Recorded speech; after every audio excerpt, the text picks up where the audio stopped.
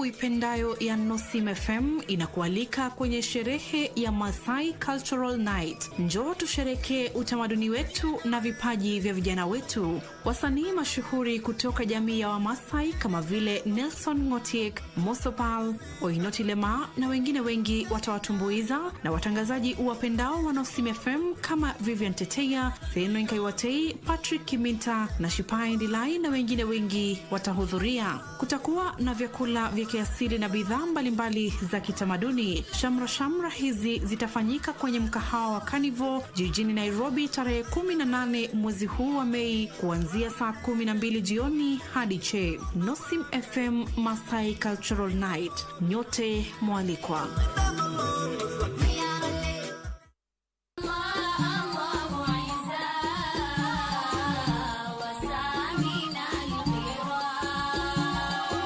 Makatazo ya Allah subhanahu wa ta'ala ambayo Mtume Muhammad sallallahu alayhi wasallam anatusisitizia tuepukane nayo ili tuweze kuongeza imani zetu na kuipata janna ya Allah subhanahu wa ta'ala. Tuweze kufanya haraka kuweza kumwabudu Allah subhanahu wa ta'ala na kutaka janna ambayo umeandaliwa wacha Mungu.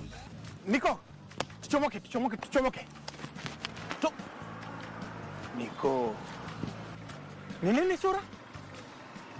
Stress ni ya? Ujaona hii public notice? Public notice gani? Bro, hujasoma hii public notice? Unakumbuka ile insurance cover nilichukua?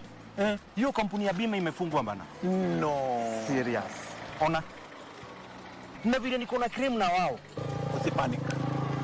Policy Holders Compensation Fund, PCF, ni agency ya gava yenye ilibuniwa ili kucompensate mtu yeyote mwenye ako na insurance claim kwa kampuni ya bima ambayo imefungwa. For real? Yes. And what's the process? Enda kwa website ya PCF. Fata hiyo procedure ya claim vile iko kwa website yao. Step by step. Step by step. Mpaka mwisho. And you are sorted. Policyholder Compensation Fund will work with you hadi siku utakuwa compensated. Kumbuka, PCF is the only insurance guarantee scheme in Africa. PCF, thamana ya bima yako. Comprehensive motor vehicle insurance covers death and bodily injury to passengers, death and bodily injury to pedestrians, damage to third-party property, loss or damage to vehicle due to fire, theft and accident. Comprehensive insurance does not cover the driver and owner of the vehicle. Consider taking a personal accident to cover driver and owner of the vehicle. Motor vehicle insurance cover is not transferable. When you sell your vehicle, remember to cancel your policy. Read and understand the terms and conditions of your policy. This message is brought to you by the Insurance Regulatory Authority, IRA. Bima bora kwa taifa.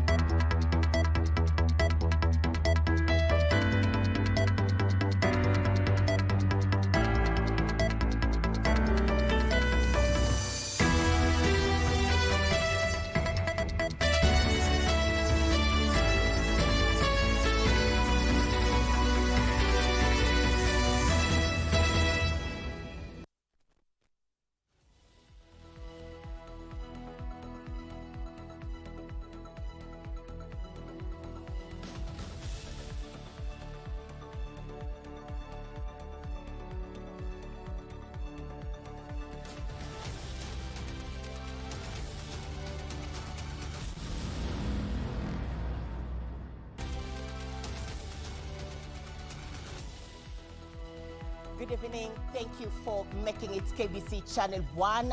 This is the Prime Edition. Now, the Finance Bill 2024 is under public participation. We'll be having an analysis on the same tonight. And also we'll be having the latest updates in regards to the flood situation in the country. But first, the highlights.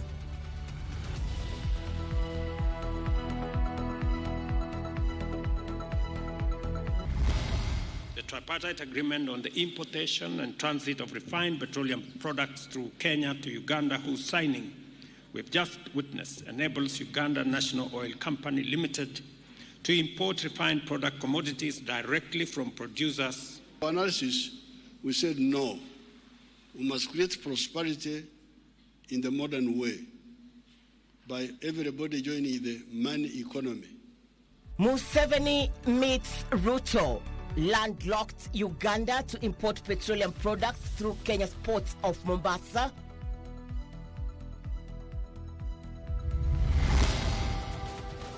Emotions run high as 6 members of the same family who died in Mahimayu floods tragedy are buried. Lakini sasa sio wakati wa siasa. Wananchi wanasema viongozi waende wafanye kazi, ahadi ambazo tulipeana tutimize. Hapo ndipo tupo. And divisions rock Mount Kenya leaders ahead of Friday's Limuru 3 conference.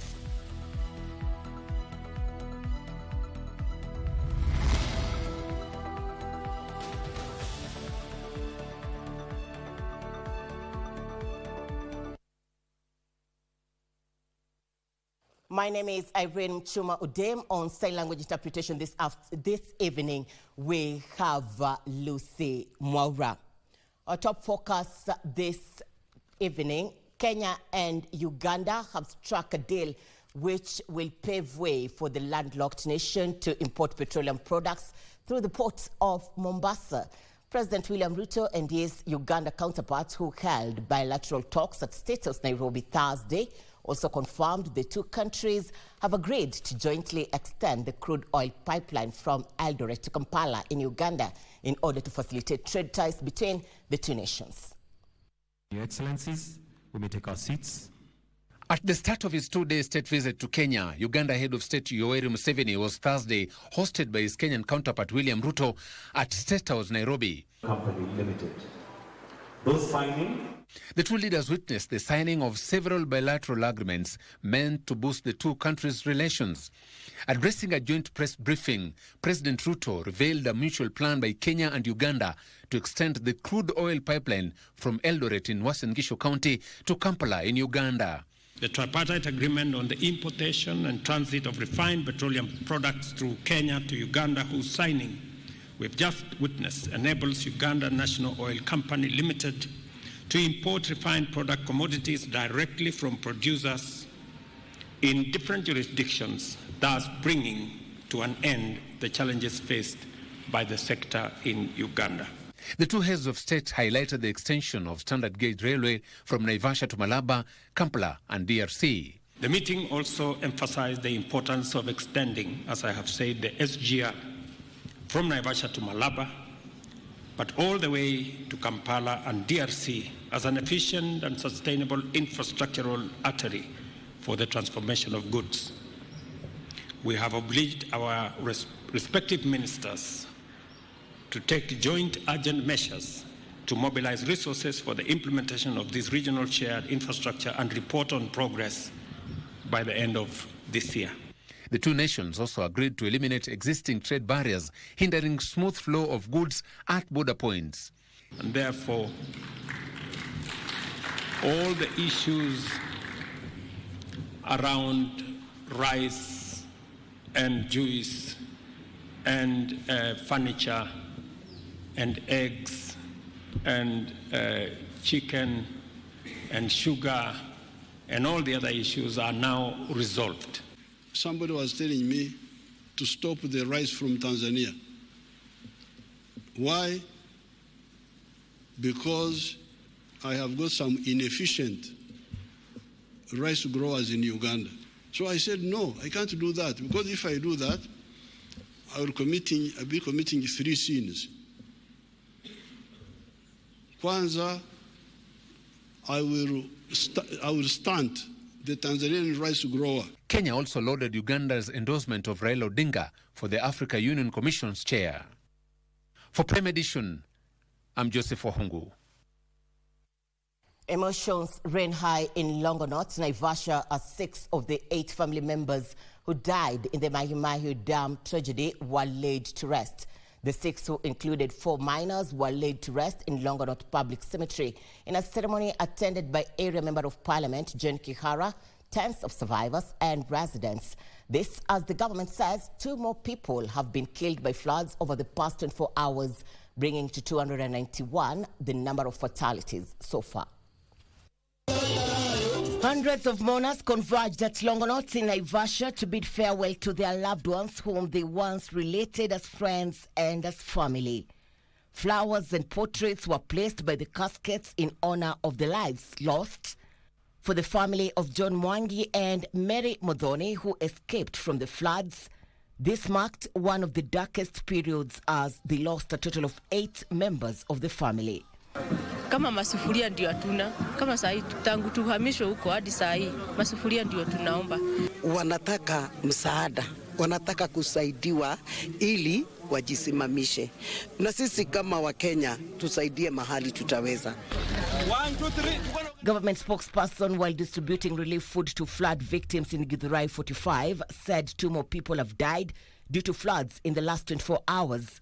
In the last 24 hours, we have reported 2 fatalities, raising the flood-related death toll to 291. Additionally, 75 people are missing and 188 have been injured.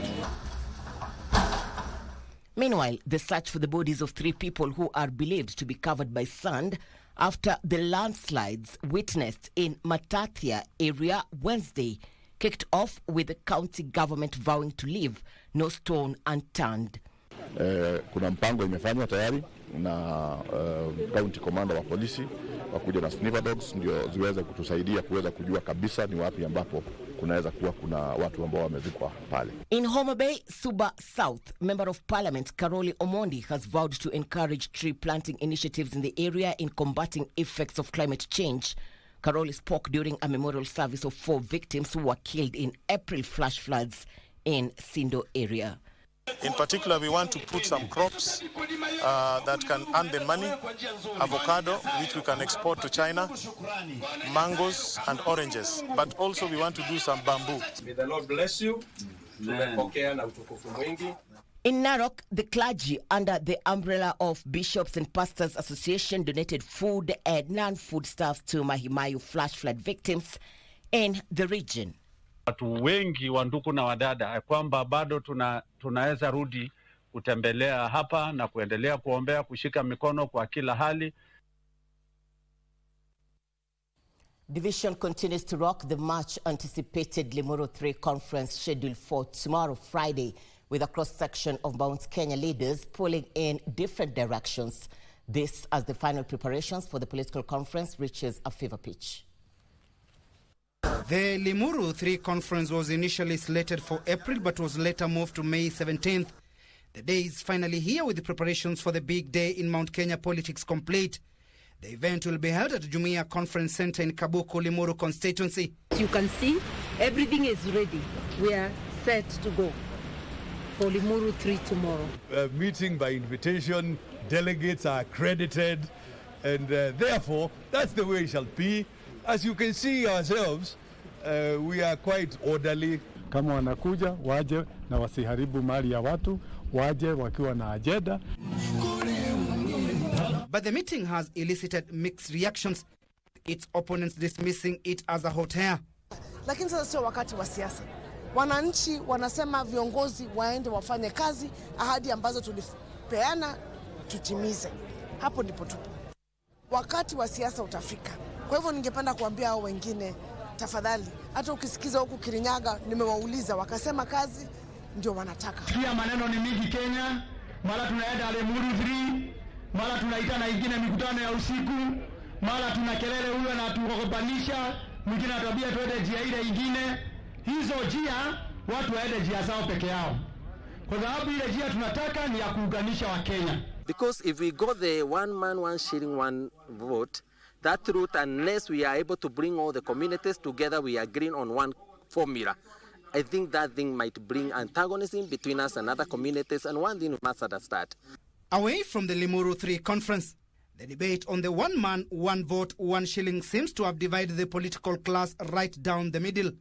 Kila kati tuseme shares, Sijui Mount Kenya, sijui 1 shilling, 1 vote. Naleta ukabila, naleta hamasa.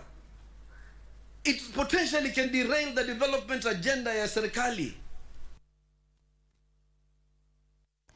Kenya joined the world in marking the International Day for the Boy Child with calls for stakeholders to put more emphasis on protecting boy child from drug abuse, violent extremism and radicalization. Speaking in Kabugu in Limuru, Kiambu County, the Deputy President's spouse, Pastor Dorcas Rigathi, called on the National Assembly to pass policies to allow hospitals to accommodate drug addicts in fighting withdrawal syndromes. The International Day for the Boy Child was commemorated on Thursday, with stakeholders raising concern on the way the boy child has been neglected and marginalized in different spheres of life.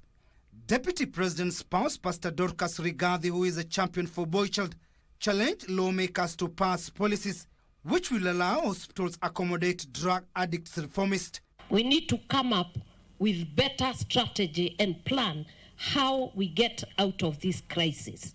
And if every hospital could have a ward, I think now that would absorb more and we will be able to make sure that many of them are being attended.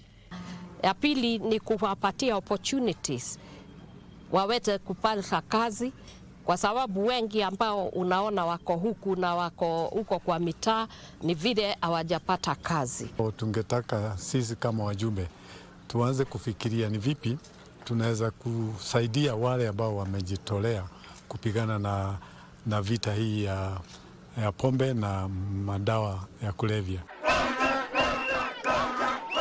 In Nairobi, a human rights group took to the streets to protest what it termed as total neglect of the boy child in the society.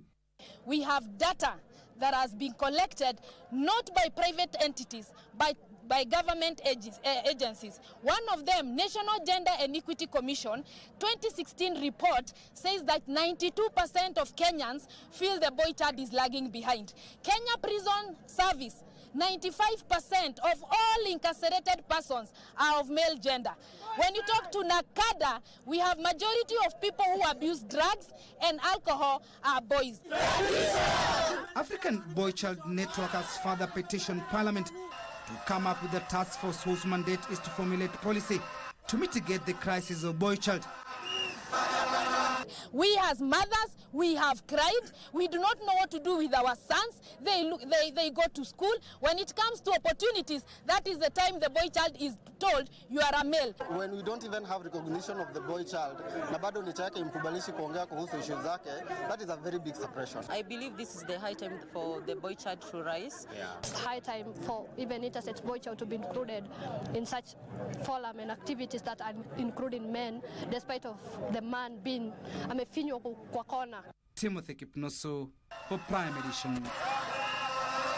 A Milimani Magistrates Court will commence the hearing of a dental negligence case facing 2 medical doctors on 5th August 2024.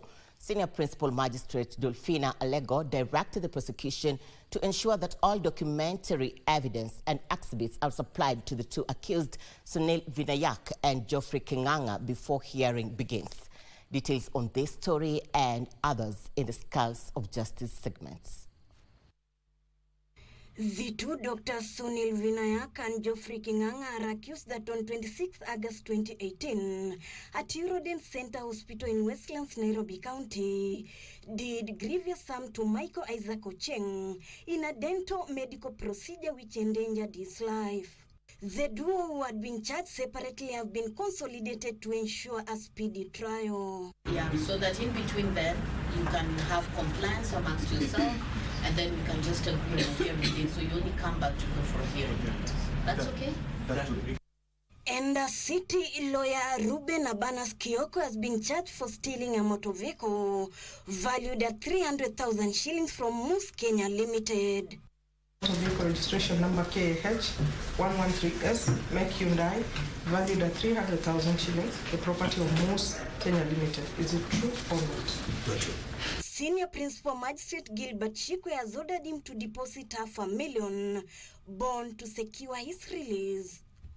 He mentioned it shall be the 30th of May. Bond is of 500,000 shillings, surety similar amount, a cash bill of 200,000 shillings to contact person. Elsewhere, 4 accused persons have denied defrauding 3 family members over 1 million Kenya shillings. Appearing before Chief Magistrate Bernard Ochoi, the court was informed that the accused had given an indication that they are negotiating with the complainants with a view to settle the matter out of court. The same must be conducted within the time given by the court, so that by the time we come back, if there is no agreement that will have been reached, then the case will proceed for hearing. Finally, Trial Magistrate Festus Terrell of the Children's Court has enjoined the mother of a minor in a case where the grandmother was fighting for the child's custody from his USA father. The case, which was also consolidated, will be heard tomorrow, Friday.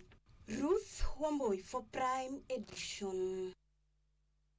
African countries have been urged to embrace dialogue and local mediation in solving diplomatic and border conflicts, according to Tanzanian authors James Zotto and Maximilian Chuhila in their book titled Hurdles and Prospects of African Integration. The authors have highlighted hurdles and prospects of African integration with Western Sahara dispute as a case study.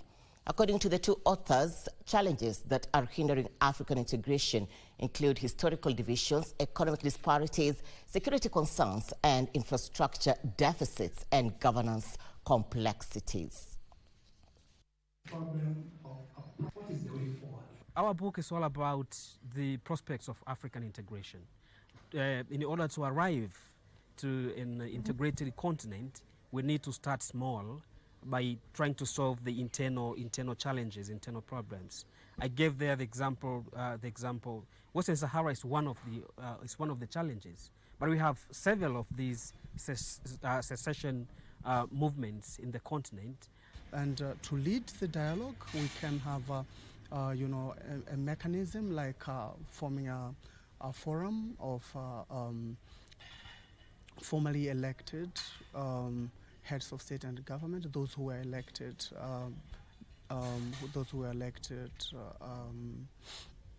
through peaceful means and through fair and free elections. Let's say those who were democratically elected. The effort of the Moroccan government officials to create these networks. Kenya Union of Clinical Officers and the Council of Governors have failed to reach a consensus on the return to work formula for the striking clinicians. The talks collapsed after the two entities stood their ground on the best formula to end the strike, which enters its 46th day. Speaking after a close to 3-hour closed meeting, COCO's chairperson Peter Wachira faulted the Treasury and the Salary and Remuneration Commission for not implementing the agreed 15,000 salary increments for interns. The clinical officers vowed to continue with the strike until their demands are met. The talks are expected to continue next week on Tuesday in a bid to reach a workable agreement.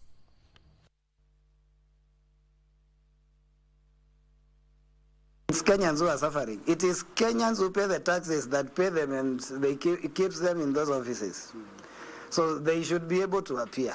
But if then they feel that they cannot deliver on their responsibilities, then they shouldn't utilize Kenyans' taxes. They should probably resign and allow people who can be able to carry out their responsibility, and especially to Kenyans, to then occupy the offices and do that work.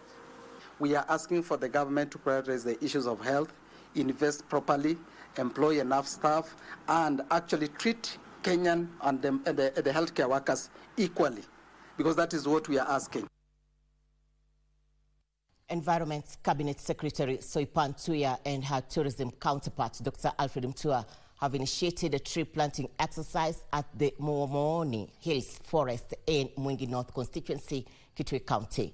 Tuya says the initiative is part of the government's vision to achieve 30% forest cover by 2032, Muchuma, on the other hand, called on the electorate to give the mandate to the leaders who have positive records on the development of their respective areas.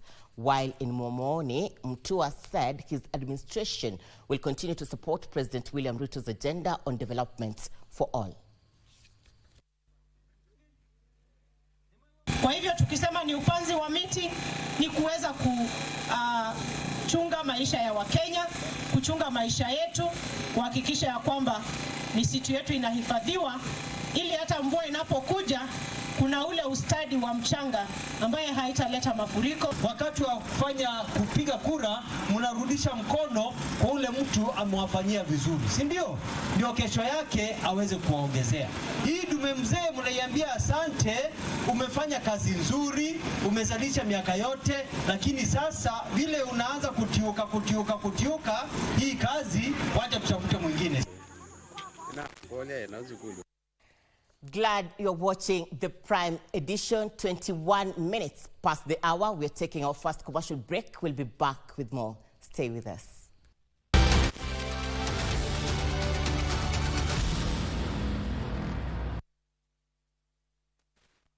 We asked the children, how many of you brushed this morning? And this little boy, his hand didn't go up. And I said, well, why didn't you brush this morning?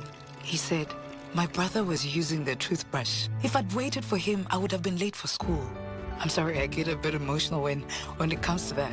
To be able to change a child's life, to be able to bring back that confidence about their smile, for me, is phenomenal. Your house is one of your greatest investments. Have you bought a domestic package insurance cover? This policy covers residential buildings against damage by floods, fire and lightning, and other causes. House contents like furniture and household goods against theft or damage. Death or injury to domestic servants in the course of employment. Death or injury to visitors within the residential premises. Personal belongings like laptops, iPads, and phones within and outside the home. Read and understand the terms and conditions of your policy. This message is brought to you by the Insurance Regulatory Authority, IRA. Bima bora kwa taifa. Are you looking for competent college training founded on Christian background? Sensei Institute of Technology is the right place. Welcome to the home of great practical skills where learning is hands-on, the CBC way, and everyone has potential. I'm Silvano Magez Mugisha from Uganda. I'm a student in Sensei Institute of Technology. I've taken several courses in Sensei, which is plant operator, plant mechanics, automotive electronics, and solar installation and CCTV. The reason why I've done all those courses with Sensei, Sensei gives the best practical skills in all fields, and these skills always help us to provide our best to the society. I've had a very good experience with Sensei because the teaching staff of Sensei do not only act like teachers, but they even act like parents. So they have given me a good experience in school and outside school. All you need is your ID card to be admitted to either of our two campuses in Nairobi and Nakuru. Call us on 0717-951-055 or 0729-891-301. Sensei Institute of Technology. My skills, my future. Haya, hisi ya kungoja kwenye star 570 hash kuna ploti na ni up to 1.1 million Kenyan shillings with a genuine title deed na inakungoja. Star 570 hash, bukana zake.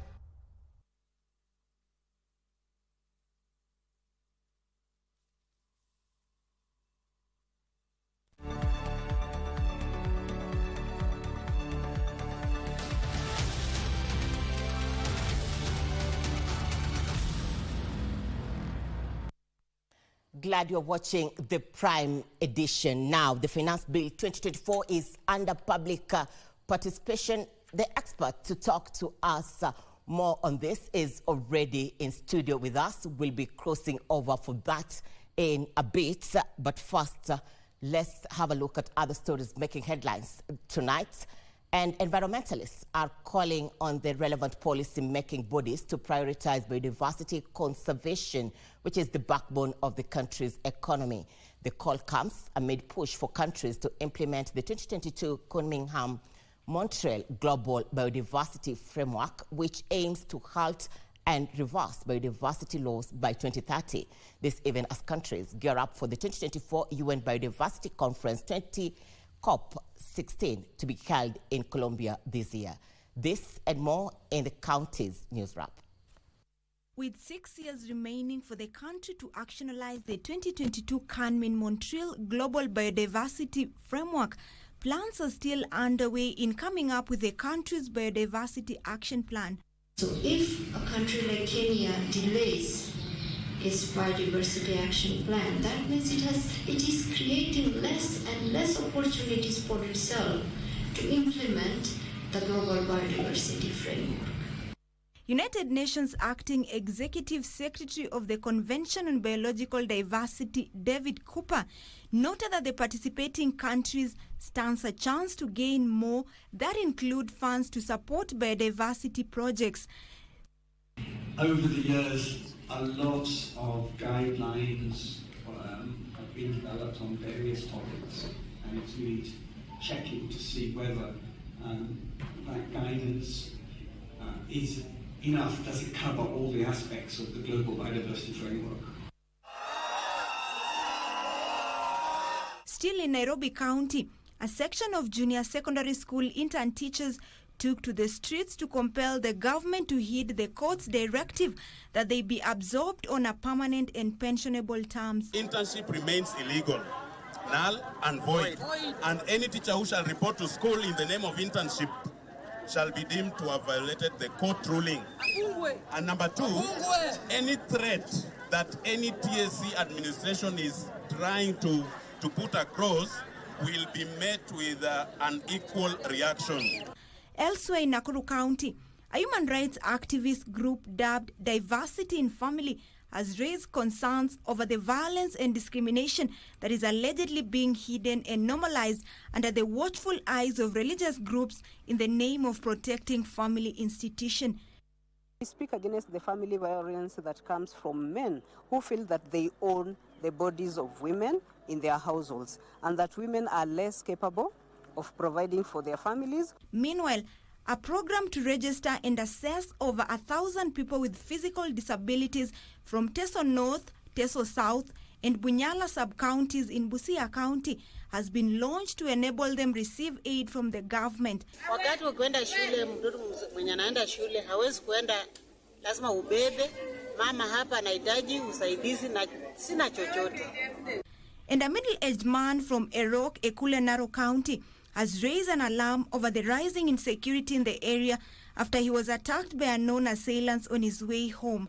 Finally, police officers guarding a 66-acre piece of land and a tussle in Kilimanjaro, Karen, have released the property to one of the contestants, Kanji Patel. The land in question has been a subject of dispute between Kanji Patel and one Dorcas Kipto that precipitated to death last week, forcing the police to take charge of the property.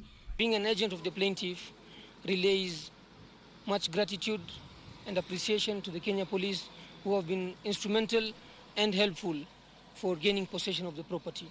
Opicho Chemtai for Prime Edition.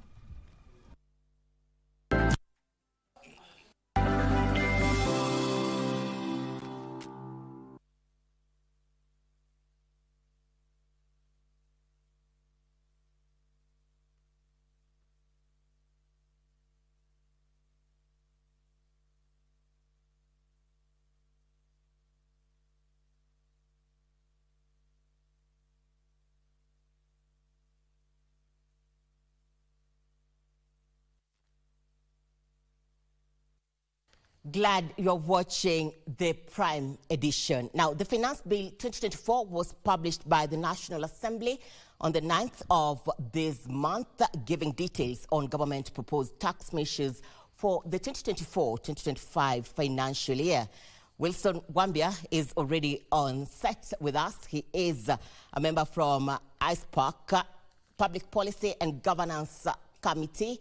we'll be getting more insights in regards to the Finance Bill 2024. But before we get into that, let's have a look at our top story in the world of business. Tax experts at CDH are concerned about proposals to introduce a 16% VAT on financial services, taxation of interest income on infrastructure bonds, and introduction of motor vehicle circulation tax. They have, on the other hand, welcomed proposals in the Finance Bill 2024 to make the housing levy a deduction, which will reduce the taxable income, removal of tax on pension earned to retirees, and a lower tax on per diems. Here now is Alan Auko with the details. Kenya targets to raise 323 billion shillings from new tax measures contained in the Finance Bill 2024. However, tax professionals are concerned about some of the proposed taxes, such as the motor vehicle circulation tax. There's still the feeling that people are getting taxed more than they could perhaps bear. We had investors giving their comments around how much taxes they have to bear, and that's uncertainty around the many tax changes that we see in the country. And the reason why we went to the East African community was to harmonize our policies so that we make the ease of doing business much better. When you look on the customs side, because customs law is managed at a regional level, it limits the flexibility of countries. They are also concerned about a proposal to remove VAT exemptions on financial services, which include the issuing of credit and debit cards, money transfer services, foreign exchange transactions, check processes, issuance of securities, and assignment of debt. What you're seeing now is that with the increased introduction of VAT at 16%, and currently we also have excess duty, effectively it will mean for financial transactions, the tax has increased all the way cumulatively to 39%. They say the Finance Bill 2024 also has good aspects for Kenyans, such as removal of tax on pension for retirees and amendments to tax on per diems. There's also the minimum taxable aggregate value of non-cash benefits. These are the lunches offered by employers within the present premises, probably a cafeteria, which has now gone up from 48,000 to 60,000 per annum, or 5,000 per month. The Finance Bill 2024 proposes to increase the non-taxable limit for contributions paid into registered retirement schemes from the current 20,000 shillings monthly to 30,000 shillings per month. Alanauko, Prime Edition.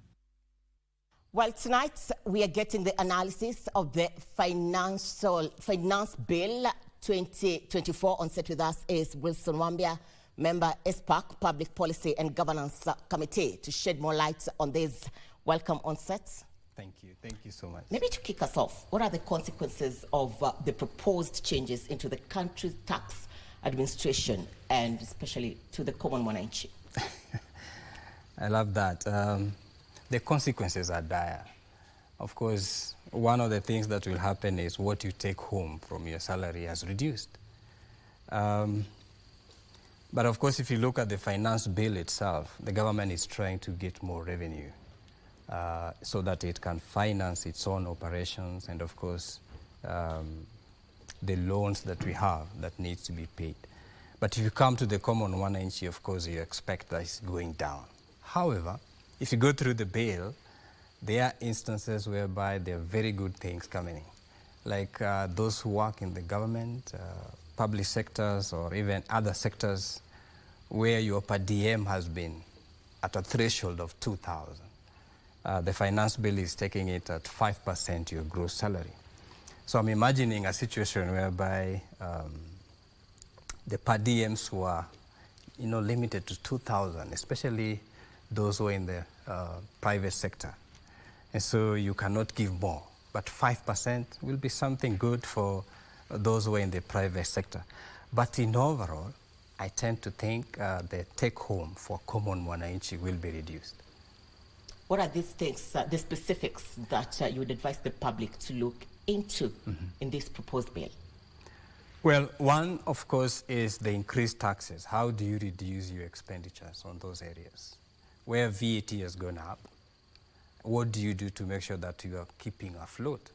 If you ask me, those who are able to, reduce on their digital platform, because that's where the bill actually has come to. All the things which are happening out on the digital. If you go to M-Pesa transactions, right now we have increased taxes. On the other platform, there's a lot more taxes on it. I tend to think people should start shifting back to the hard copy economy slowly to see to it, are we able to manage it? I think there are several things, like when it comes to transactions, or when it comes to M-Pesa, for instance. I'm very sure even you, when you do your transactions, you don't know at time that you've been taxed. You just do the transactions because it's easy to do it. But I tend to think this is the high time that Kenyans should start monitoring their online transactions, because that's where the bill is targeted. You know, Wambia, when you talk about the digital space, and actually the government is advocating for the digital jobs. That's true. So what is your take in regards to this? Well, I still advocate for people to go digital. That's the way to go. We cannot remain the way we were some years back. All the world is changing. And so the digital way is the way to go. Well, can I say that I also think the government has come in handy, because they've realized people are not backwards. People have gone to digital. So they're trying to curb up the tax element when it comes to digital way. So I still advocate for people to go digital, but what you need to do is to monitor your expenses on that digital platform. I tend to think most people send money on platform easily without questioning and all that. And that's where the target is. So go digital, but start having mechanisms to monitor your expenditure. Talking about that, of course, we'll be having negative effects on this, and we'll be also having the positive effects. Sure. As a country, which direction do you see we're taking come next year with these proposals at hand, if they come through? Well, for this bill, if you look at the bill, I think strategically the government is trying to raise funds to pay up loans. Of course, strategically they want to do various things. And I want to say this with having all factors constant. If there's no corruption, there's nothing else that's going to divert attention. The bill, yes, will have more funds and you can do more. If that is going to be in place whereby there's no corruption, I think then we are going to achieve more. We can actually achieve more. But if other factors come in whereby the funds are deviated, then I'm sorry to say that it will be very bad on us. But other than that, I tend to think the government ought to have thought twice. I think it's only last year that the taxes went up. I think they should have given us a break this year before it goes up. That's my own opinion. To an extent that let people settle. After settling is when now you increase it. But I tend to think there's a feeling like, we're just tired. And you're adding something more weight on us. If you walk across the streets of Nairobi, people feel like, no, there's something not right. A typical example is the 2.5% on the vehicles. I don't know how many you own, but start thinking of at the time that you're going to pay for that cover, the 2% of the value of that car will be paid. As I was driving, coming, I was talking to my friend, and he told me, hey, CPA Wilson, I'm trying to dispose of my cars. I don't want to pay all this. So you see, already there is some jittery among Kenyans. And mind you, these are Kenyans who understand. How about the people who don't get this information? So they just find themselves with a lot of burden of taxes. Do you have a solution to this now that you are obviously not for the idea of taxes for people who own cars? Sure. Do you have a solution to this that you'd propose? Honestly speaking, my own solution is we shouldn't have that tax. It's going to discourage so many Kenyans to own cars. What for? Because if you look at it, it's seriously affecting the common person. And of course, the exemption which are being given is to the government itself. The government cars, the military cars are exempt, the ambulances and all that. But I'm imagining a situation whereby a normal Kenyan who is in that business, a fleet of running buses. So there's a cost which has been added into that vehicle. Do you think this business person will just go quiet? No, he'll shift this cost somehow to the common mwananchi. And so the fares will start going up because I want to recoup that money that I pay for this car per year. So I tend to think it's something that the government need to think about it. 2.5 is still too high. I don't know what is the value of your car, but if you look at it, and they've given a minimum amount of 5,000. So, well, that's the government. Wambia, I get what you say. And when we look at these cars, most of the Kenyans who sell the cars export them and import them from other countries. Sure. What is the foreign investment impact that we are projecting, if at all the bill will go through? Well, it's dire, I want to be honest with you. One of the things is those who trade in the cars, those who import the cars, of course, you expect the market to reduce. So what are we saying? The employment in that sector for those who are working there is going to be reduced. Why? Because the market is going to really say, no, we are going to buy more cars. If somebody had a business to own, I'm just imagining not as a personal use, but you have a fleet that you are doing a business with these cars. So you say, no, let me not own more cars. So you are affecting the chain is longer. So of course that will affect negatively, of course. And what do you think we should do, at least not to be affected that much to some extent? Well, I tend to think what you need to do is to diversify what you have in terms of if at all you don't need many cars. Look at the economic benefits of every car that you have in your business. And I think that you are going to reduce the cost to make sure that at least you don't pay so much. Of course, still lobbying with the government to see to it that it doesn't pass the way it is. It's going to affect many other businesses. But also think about it in the other side of the government. They are thinking, how do we get funding in order to mitigate against the deficit that they have? When I read through the bill, I also see the government this side with their shortfalls, challenges they have. I see a common mwananchi this side. And I'm looking at with all the status quo, that is, there's no corruption and all that. They have nowhere else to go but to start thinking of how do they get in funds, maybe to clear the debts or strategically do the developments for the Kenyans. So it's a balancing act that I tend to think my request is the government should balance it so well to an extent a common mwananchi don't suffer so much, but willingly pay that taxes. And of course, looking at the benefits the taxes bring, that will be an added advantage. Wambia, time is not on our side. However, in 30 seconds, do you think this proposed bill is favoring the green venture of the government when it comes to environmental concerns? If you ask me, yes. Yes. If I'm going to reduce the number of cars that are fleet in the Nairobi, one of the things that will work very well with the environment. I think I didn't start by saying that I work for an environmental organization. I'm a controller for Trees for Future.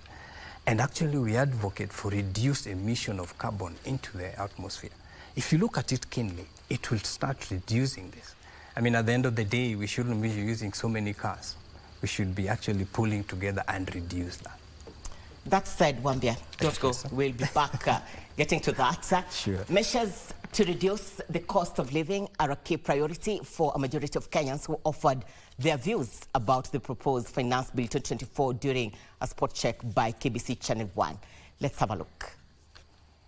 Members of the Budget and Appropriations Committee of the National Assembly were in Mandera today to conduct a public participation exercise on revenue and expenditure estimates for the financial year 2024-2025.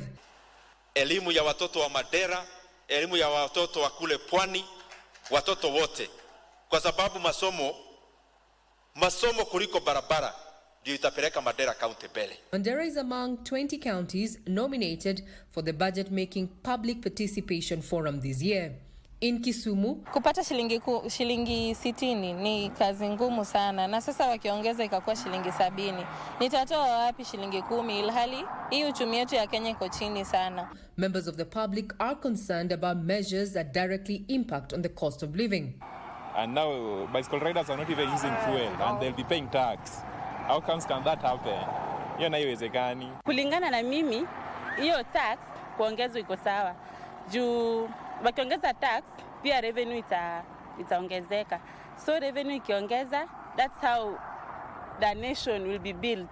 In Kiambu, an increase in water and electricity connection is a priority for those we spoke to. Mvua imenyesha, and the bridges that were connecting us to those other constituencies and those other counties, zote zimeashwa na maji. Mkipatiana pesa, wacha bridges to be followed by the population from Kiambu County. In Kakamega, the area governor is concerned about a reduction in allocation to counties, noting that governors are keen to share out at least 450 billion shillings. Kamati ya National Assembly bado wanasema ya kwamba counties zipate only 391 billion Kenya shillings, ambao ni pesa haitawezesha counties zetu.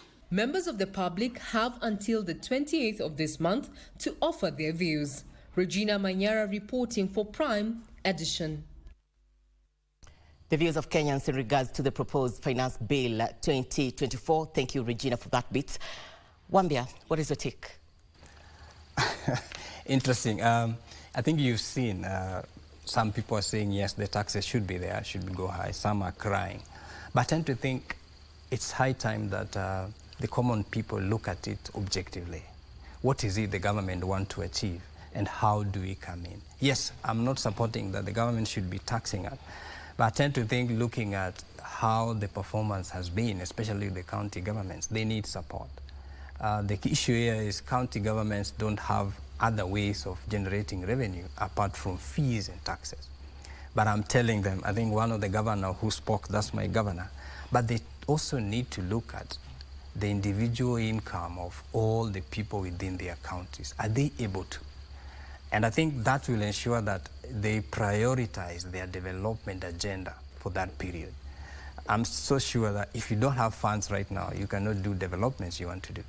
And some of these deficits can be addressed by reducing what is it that we want to do for the common mwananchi, so that we don't pinch them so much to an extent they are crying, but they feel like, yes, this is ours. Thank you, Wambia. Thank you. The conversation continues. Glad you're watching the Prime Edition. We are taking a breather. We'll be back this as we do an analysis on the Finance Bill 2024. Stay with us.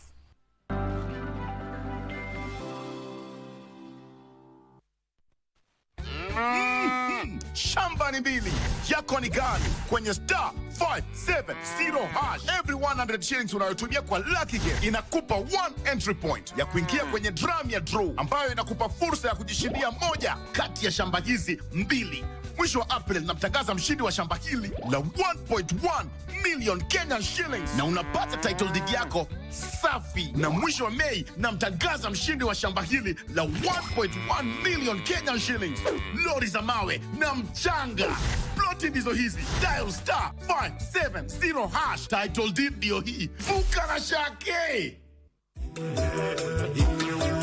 Stesheni uipendayo ya Nosim FM inakualika kwenye sherehe ya Masai Cultural Night. Njoo tusherehekee utamaduni wetu na vipaji vya vijana wetu. Wasanii mashuhuri kutoka jamii ya Wamasai kama vile Nelson Ngotiek, Mosopal, Oinoti Lema na wengine wengi watawatumbuiza, na watangazaji uwapendao wa Nosim FM kama Vivian Teteya, Seno Nkaiwatei, Patrick Kiminta na Shipai Ndilai na wengine wengi watahudhuria. Kutakuwa na vyakula vya kiasili na bidhaa mbalimbali za kitamaduni. Shamra hizi zitafanyika kwenye mkahawa wa Carnival jijini Nairobi tarehe 18 mwezi huu wa Mei kuanzia saa 12 jioni hadi che. Nosim FM Masai Cultural Night. Nyote mwalikwa.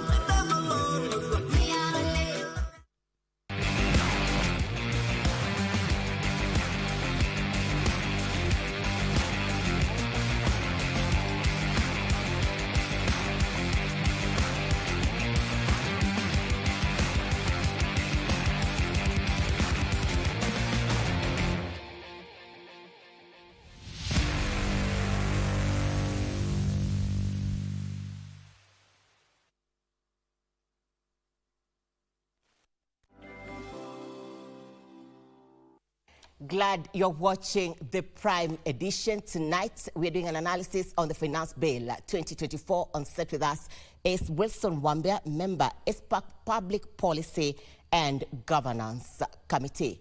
From where we left it at, what are these provisions in the bill that are related to environmental taxes? Well, there are various provisions. I think I like that because I think we are all concerned about our environment. And most of these provisions now are going to relate to the carbon credits. Basically, how do we ensure that those who emit carbons are actually able to pay back to the environment so that we have the cleaning elements? I think, as I said earlier on, like for my personally, I work with a carbon credit organization. And all these taxes are coming in for us to ensure that, yes, we can pass them over and penalties can be dire for just emitting it. I think that's why, to some extent, I'm not saying I support it fully. To some extent, I support the 2.5% on the issue of the vehicles. That will start limiting people on the purchase of those vehicles. But let me come into the carbon credit, how it works. Very simple. Most of the organizations, especially from the industrial area, they emit a lot of it in the atmosphere. And so for them to make sure that this is actually taken care of, they need to buy this credit. Now, those who issue credit, especially the civil organizations, the NGOs and all that, and they do that planting trees, making sure that the trees can absorb the carbon dioxide into the tree and sell it as credit to these people to buy. There is tax element which is coming. It's still working in progress. I think there was a withholding tax element of those who purchased that. But I tend to think the legislation is here to make sure that, yes, we keep the environment safe for us, for now and even for the future. I believe when you talk about civil society organizations, Yes. you've been able to interact at least with a few stakeholders. Sure. What is their take in regards to the proposed bill?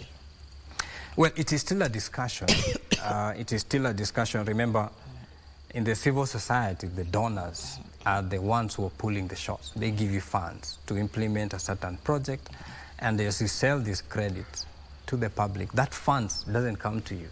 There is how it is divided. There's a section of it that will go to the farmer. Remember one thing, you don't own the land. The land is owned by that farmer. So there is how it is divided to the farmer. Now, the only good thing is the portion that goes to the farmer, already you've deducted that withholding tax and submitted. Now, the other side of the person who is giving you these funds and who is buying the credits, you as the civil society. So there's more discussion going on of how this will actually happen, more so for the civil societies that are in the environmental way. Wambia, as we come to the close, Kenya is watching. Sure. When you talk about farmers, I look at low-income earners who are also in that sector. Do you think there is a way that the government can spare them from certain taxes? If you ask me, yes. The government has the muscle to basically dictate who is supposed to pay taxes. However, because taxes, you know, they are inbuilt within the society, within the community, and within the economic unit, it's very hard to escape from these taxes. But however, the taxes which directly hit on the farmers, the government can just decide to give amnesty for them so that they can actually come up and grow. One of the things is fertilizers. Should you reduce and have no taxes on the fertilizers, the farming inputs? And if these farming inputs do not have taxes, then there's a leeway for them. And even if they sell their products to the market, then we should not have more taxes on them. That will really make sure that they are able to farm and have more food to them. Thank you, Wambia. Wilson Wambia, thank you for your time. Wilson Wambia is the member ISPAC Public Policy and Governance Committee, giving us an insight on the Finance Bill 2024, one that is currently under public participation. Looking forward to have more of such conversations right here on KBC Channel 1. But for now, in other news making headlines in the world of business, Cooperative Tribunal is likely to be hived from the judiciary and set up an independent tribunal if amendments to the Cooperatives Bill are enacted in their current form. Cooperatives Principal Secretary Patrick Kilemi says proposed amendments target to speed up resolution of conflicts in the cooperative movement and enhance good governance.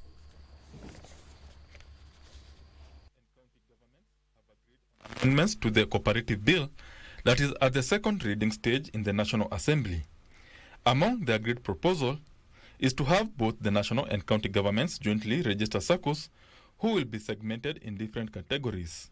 We agreed on delineation of functions between the national government and the county government, and also in the bill we have also agreed on the language on who will do what and at what point that we are going to relate. The amendments will also see the cooperative tribunal hived off from the judiciary to expedite hearing and determination of SACCO issues. The cooperative tribunal sit outside the judiciary so that we can have, because of the issues to do with cooperatives, the moment is very litigious, the issues are so many, the issues are devolved, and also we can fund the tribunal, the moment can fund the tribunal, and so that it's closer to the people. Muiria believes an autonomous tribunal will reduce the backlog of cases that have negatively affected operations of some SACCOs. It's enhancing, it is breathing new life to the law of cooperatives. Tough penalties have been proposed for SACCO leaders who misappropriate SACCO funds. We feel very much supported and will continue to ensure proper governance is enhanced, and even the bill is going to put more spots on the leadership of the movement to ensure. They were speaking ahead of the Oshirika Day slated to be held on 6th July. Besson Rioba reporting for Prime Edition. Cooperative Bank has reported 6.6 billion shillings in net profit during the first 3 months of this year. Managing Director Gideon Muriuki attributes the profit growth to an 8.6% increase in net interest income to 11.7 billion shillings, as well as lower costs. Stock of loans and advances by Cooperative Bank Group increased from 360.1 billion shillings to 378.1 billion shillings. From these, the lender earned 12.4 billion shillings in interest income on loans and advances, up from 10 billion shillings earned during a similar period a year ago. In addition, the lender earned 6.2 billion shillings in interest income from government securities, up from 5.1 billion shillings. These powered Cooperative Bank's total interest income to 19.4 billion shillings, representing a 24.7% growth. In addition, total non-interest income was flat at 7.1 billion shillings on account of lower fees and commissions on loans and advances that reduced from 3.39 billion shillings to 2.89 billion. On the other hand, total operating expenses was flat at 9.86 billion shillings, mainly on account of higher staff costs that rose from 3.96 billion shillings to 4.46 billion. Cooperative Bank Managing Director Gideon Muriuki says the lender plans to open 15 branches this year, 2 of which have already been opened in Nairobi and Ugunja in Siaya County. Increased lending, however, came at a cost as the stock of non-performing loans rose from 55.7 billion shillings to 66.5 billion shillings, prompting the lender to marginally increase the loan loss provisioning to 1.59 billion. Frederick Mwoki for Prime Edition. Amboseli National Park is one of the strategic locations in Africa from where to view Mount Kilimanjaro and herds of elephants up close. Tourists also visit the local Maasai community that lives around the park to experience their authentic culture. Tonight on Magical Sense, we focus on the beauty of Amboseli in the county of Kajiado.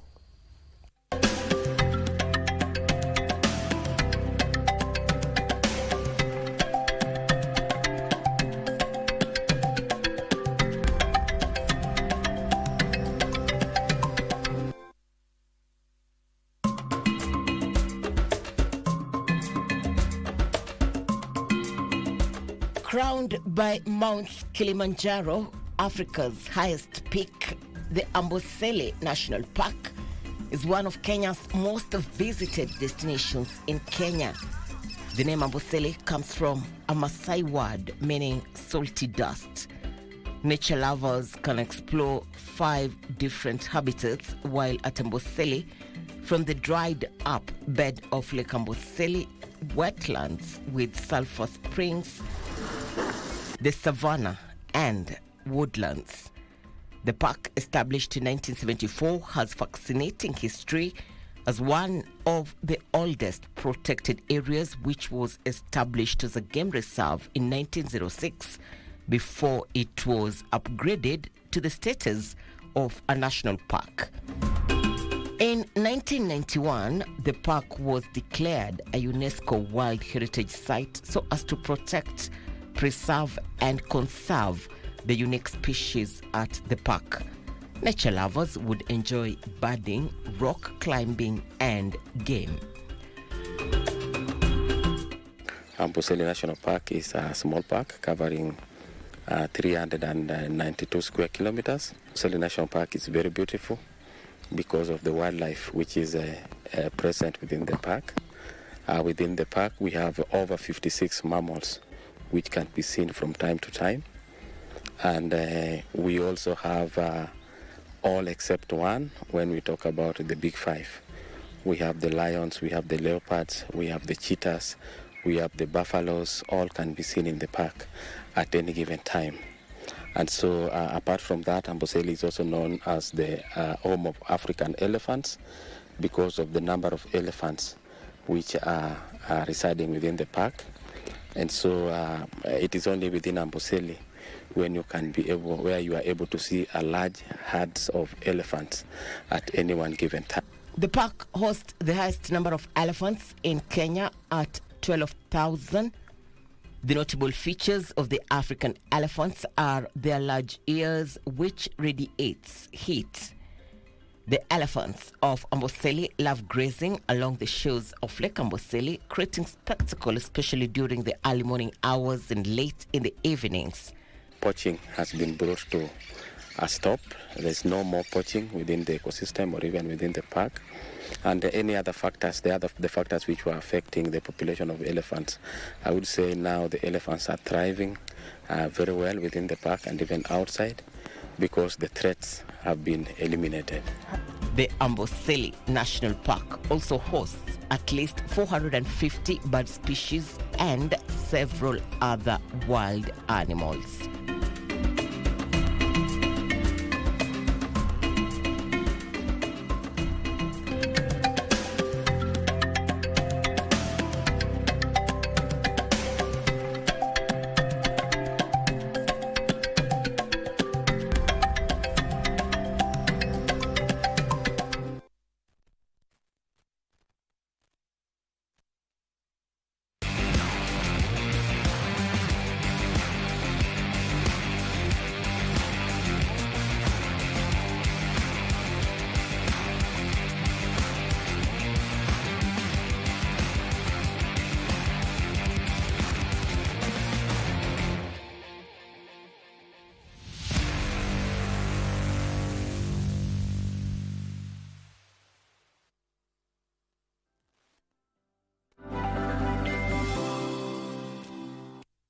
Thank you for keeping it KBC Channel 1. This is the Prime Edition. The Marketing Society of Kenya has sealed a skills and knowledge exchange and data sharing deal amid its cybersecurity concerns and technological advancements. ICT Association of Kenya Secretary General Dr. Adrian Njenga says the collaboration will empower businesses to converge marketing and technology, fostering an ecosystem of sustainable development. As Africa becomes more digitized, cybersecurity threats have become rampant. According to a report by Sophos, cyber attacks in Africa increased by 66% in 2023, hence the need for stronger cybersecurity frameworks and data privacy regulations to protect individuals and businesses operating online. To this end, ICT and marketing professionals have inked a deal that will equip business on data sharing, skills exchange, and knowledge sharing on emerging technologies. Technology, as it were, starts to offer multiple possibilities and to create interventions that would be very beneficial, and we are hoping it will be well utilized to anchor our developmental matrix, not just nationally, but even as a continent. ICT professionals will be able to share their expertise on data security and privacy, while marketing professionals will contribute their knowledge of ethical marketing practices, ensuring transparency and responsible consumer engagement within the African market. There is a need for practitioners and professionals to put their minds together and see how best to overcome the challenges that emanate from the evolving utilization of ICT. Weri Mujenga for Prime Edition. Innovators in assistive technology for people with disabilities should scale their productions to commercial level to benefit more people while earning from them. Here now is Edna Murungi with the details.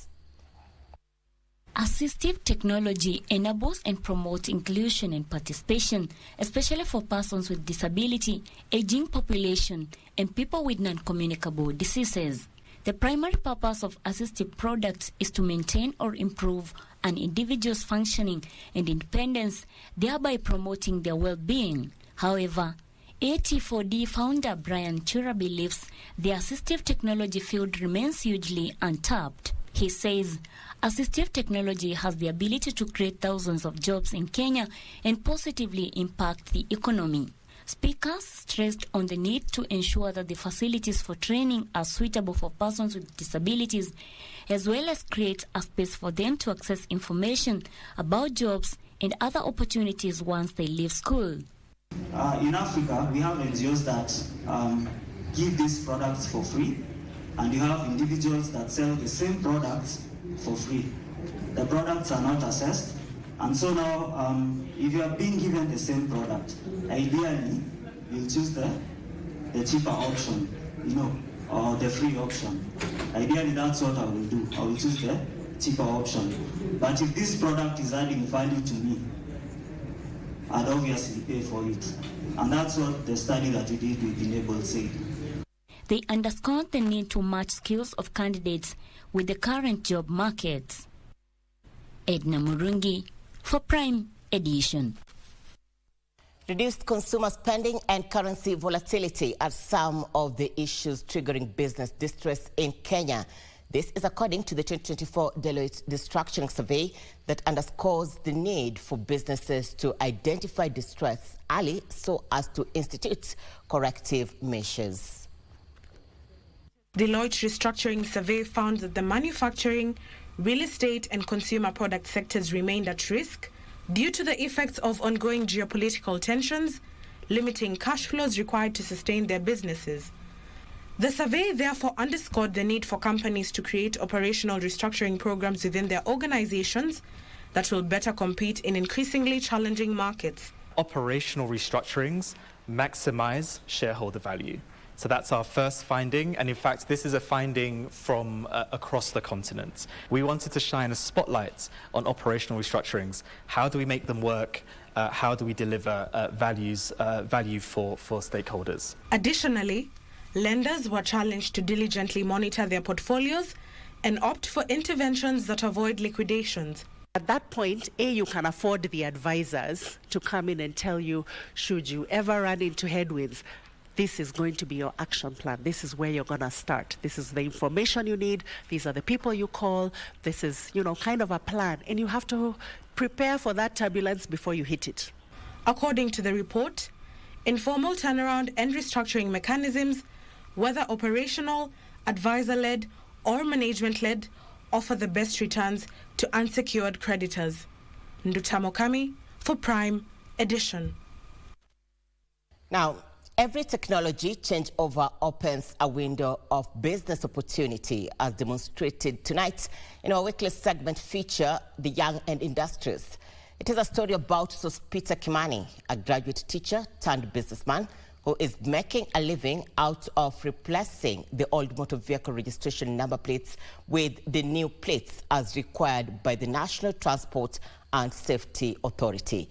Here now is that story as filed by our reporter, Ian Mose.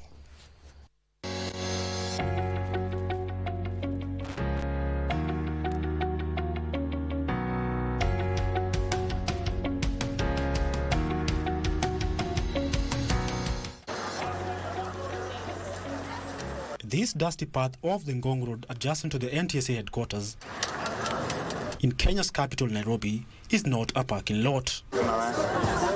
Not at all. This is Sospita Kimani's business area, where he makes a living out of fixing the new motor vehicle registration number plates. Nimekuwa hapa for the last 1.5 years since the new number plates they started. Once a vehicle arrives, the process starts with removing the old registration number plates.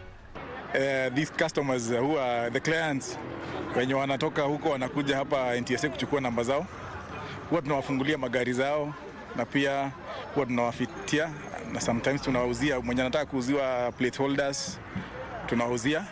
A drilling machine is used to pop out the screws off the old plate, and this may come with other damages such as breaking the bolt, which is replaced.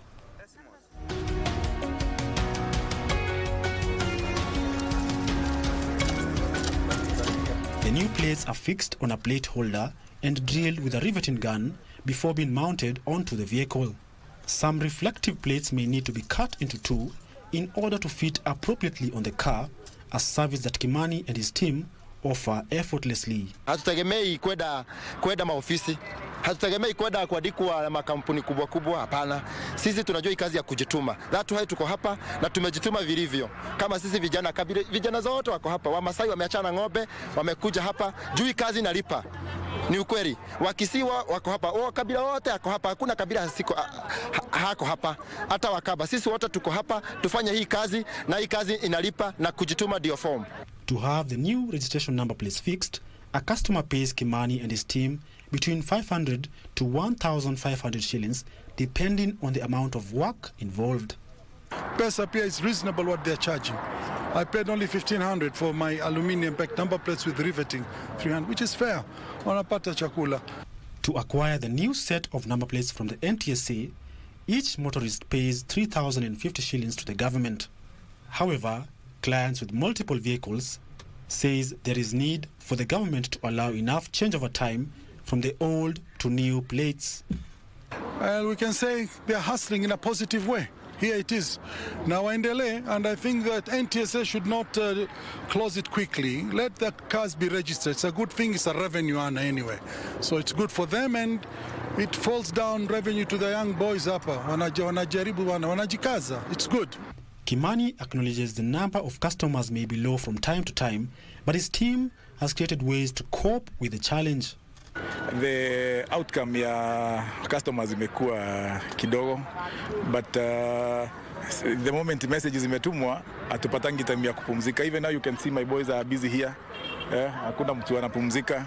At least kila kijana anapata kitu ya kukula. So Peter and his team of 5 assistants is gender inclusive and has created chamas and self-help groups where they contribute monthly to secure their future in case of any changes in the business. Tumeanza hata kachamana hapa na wao, whereby we do contribute 500 every day, everyone. Hii chama, the way we do it, ni vile, I'm encouraging them, ni vile tu tunapata pesa kidogo. Ikifika ni wakati ya biashara inaisha, we will be having a share. At least kila mtu nikiona mtu ameenda amefungua ka biashara yake mahali, it will be my happiness. The government is yet to issue the new deadline for motor vehicle registration number changeover after the initial one lapsed in April 2024. A graduate teacher from Kenyatta University, Sospita Kimani, taught for 2 years before quitting to embark on business. He is married and a father of 2. An opportunity it is for Kimani and his team as they make a living out of this venture. Reporting for Young and Industrious, I'm Ian Muse.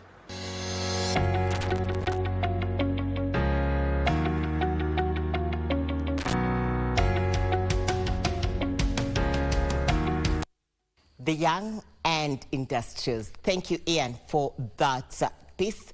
Across the borders in the world of business, the pace of price increases in the U.S. showed signs of slowing last month after a streak of higher than expected inflation data had stoked concerns about the world's largest economy. Official data says consumer prices rose 3.4% in the last 12 months to April, down from 3.5% for the month before. Here now are the details of this and other stories making headlines across the globe. Petrol costs in the US accounted for the majority of the increase in the cost of living. But analysts said the fall in inflation was unlikely to resolve debates about how the US central bank should set interest rates. The US Federal Reserve has kept its key interest rate hovering around 5.3% since last July, hoping that the highest borrowing cost in 2 decades will help ease pressures pushing up prices. Expectations of imminent rate cuts have been repeatedly pushed back since the start of the year as economic growth holds up and prices continue to rise faster than the Fed's 2% annual target. A separate report on retail sales shows spending was flat in April compared with March, raising speculation that the US economy might be starting to weaken. Meanwhile, Walt Disney has cut its investment in programming for traditional television networks to maximize audiences and profit in the streaming TV era. The strategy allows Disney to amortize costs across platforms and aggregate greater audience. The traditional entertainment networks and streaming are overseen as continued growth is expected from Disney, whose shares fell at 2.5% to $102.77 on the New York Stock Exchange. Finally, IBM plans to hire up to 800 more people in Ireland to help build advanced software underpinned by artificial intelligence technology. The US IT software and consultancy services provider will add the roles in research and development, digital sales and consulting. Ireland is hugely reliant on foreign multinationals, which have almost doubled their workforce in the last decade to make up around 11% of the entire labor force in the country.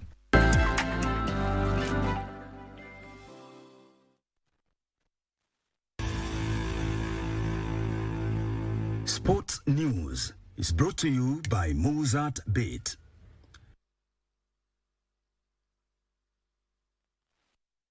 And it's indeed a very good evening and welcome to Prime Edition Sports. I'm Bernard Okumu to Matters Soccer now, where the Kenya Under-17 girls soccer team or Ethiopia will face Burundi in the 4th and final round of the FIFA Under-17 Women's World Cup qualifier in June this year.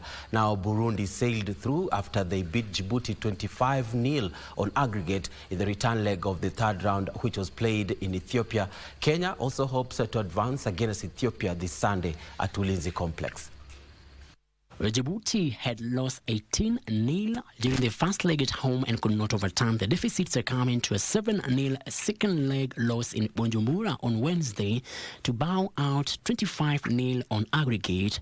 Kenya is set to host Ethiopia in their reverse fixture on Sunday at Ulinzi Sports Complex.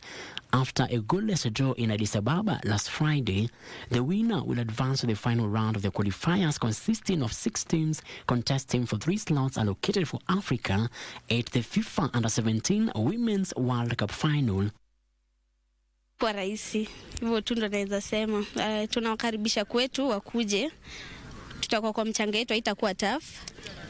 Tutajaribu yetu kwa mafans wetu, tunaweza waambia mkuje mtu cheer up. The other teams in contention for a place in the 4th round are Morocco, who led Algeria by 4-0, Uganda, who will also host Zambia tomorrow, seeking to overturn a 2-0 first leg deficit, and Senegal, who beat Liberia 3-1 in the first leg. The FIFA Under-17 Women's World Cup final is scheduled for 10th October to 3rd November in Dominican Republic. And to volleyball now, where the Kenya volleyball women defending champions Kenya Pipeline beat Postbank by 3 straight sets as the second leg of the KVF National League got underway at Ulinzi Complex. Prisons Kenya men's team also trounced their Nairobi counterparts by the same margin in a closely contested match played inside the Nyayo Gymnasium. However, some matches had to be rescheduled in Kasarani due to a power blackout. Kenya Prisons easily overcame Prisons Nairobi in the first set, bagging a 25-17 win. They came back stronger in the second set, which they won 25-15.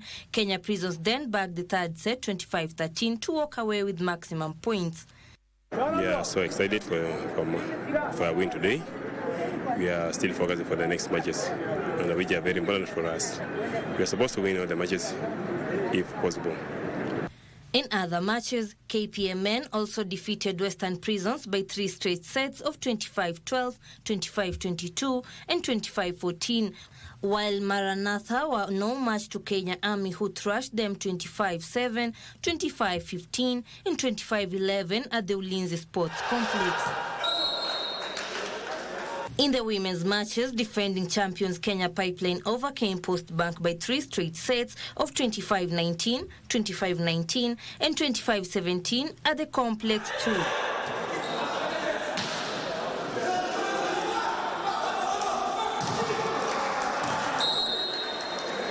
The Kasarani matches have been rescheduled due to power blackouts as the league continues tomorrow. Tulikuwa na game mapema na Kenya Army. Tulikuwa tumejipanga vizuri. Hiyo game tulikuwa ni ushindi. Kwa tumejiprepare vizuri, hata coach wetu kwa ametupanga vizuri.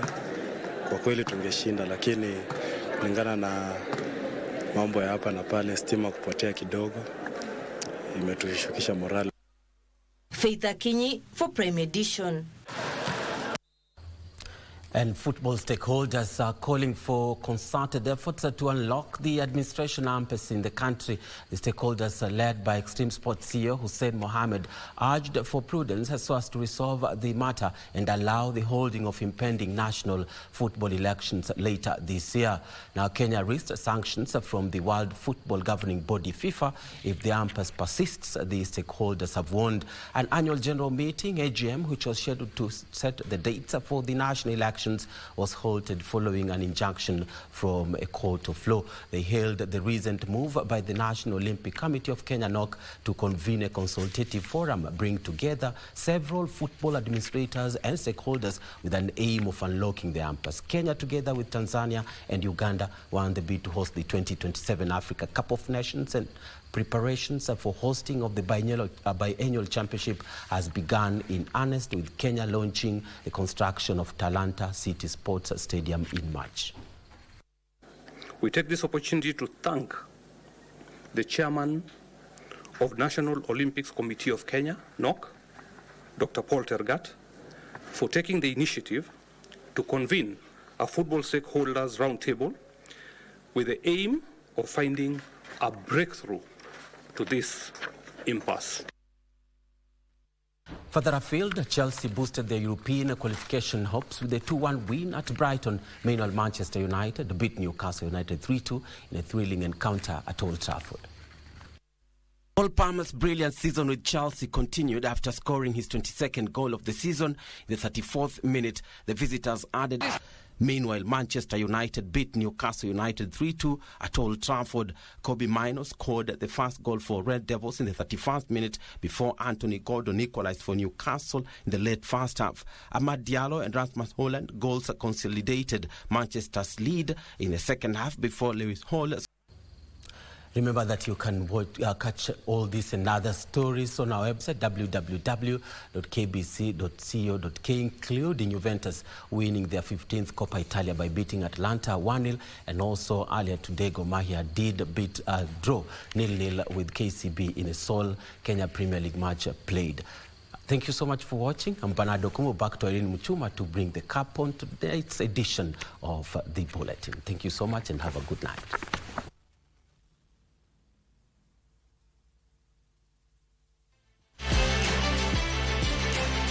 Sports News was brought to you by Mozart Bet. You can lift the plane. The higher you fly, the higher your wind. The sky is the limit. Mozart Bet. Thank you, Bernard Okumu. And on that note, we come to the end of the Prime Edition on this 16th day in the month of May 2024. Thank you for your time. Thank you for your feedback on our social media platforms. For more details on ad items and many more, do log on to www.kbc.co.ke. My name is Irene Muchuma Odem. On sign language interpretation, we have Lucy Mwaura. Good night. God bless you.